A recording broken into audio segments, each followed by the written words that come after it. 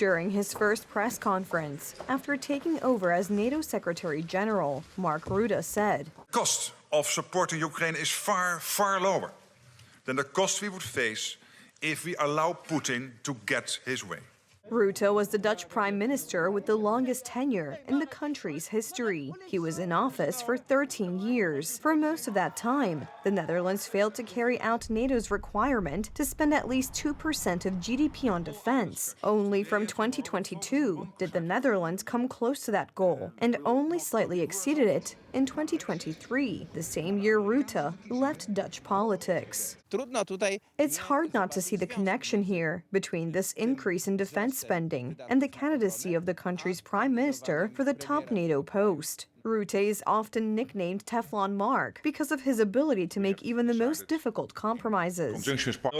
He is able to talk to everyone. He has good relations with German politicians. He is able to flexibly adapt to the winds of history if they blow towards Russia. If this situation changes, he becomes a hawk. Because Rutte was previously one of the proponents of the German-Russian Nord Stream gas pipelines. To this day, on the YouTube channel of the company that built the pipelines, there is a video posted in which Rutte argues. It's hard to overstate the importance of the Nord Stream project. The International Energy Agency calls this the golden age of gas, and with good reason. Natural gas is relatively cheap and much cleaner than other fossil fuels. After the Russian aggression against Ukraine and the downing by Russian terrorists over Donbass of the Malaysian Boeing MH17, killing the nearly 300 people on board, including mostly Dutch citizens, Rutte became known as a supporter of supporting Ukraine. Under his rule, a decision was made for the Netherlands to donate a dozen F-16 fighter jets to Kiev.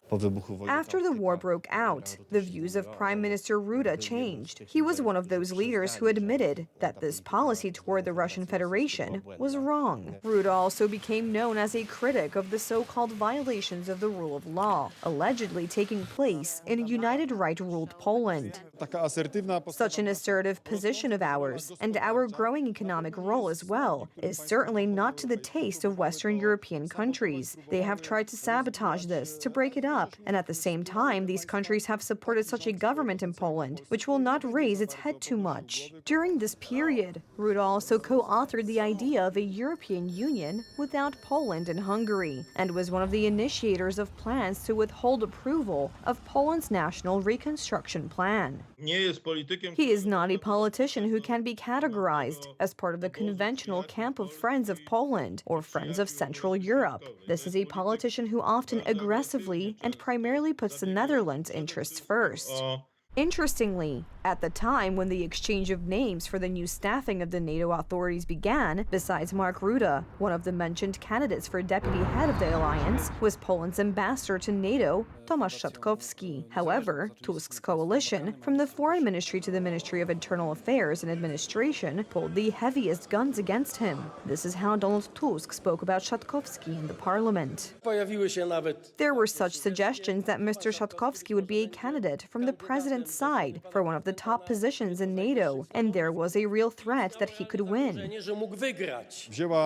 What took over was internal political logic and probably some emotion of Donald Tusk himself towards a good civil servant, dare I say a statesman, a man who thinks in terms of the state and thinks in terms of our security. As a consequence of the Tusk government's actions, Tarja Jakola from Finland became the deputy head of NATO for defense investments, and there is no one from Central or Eastern Europe in the current NATO leadership.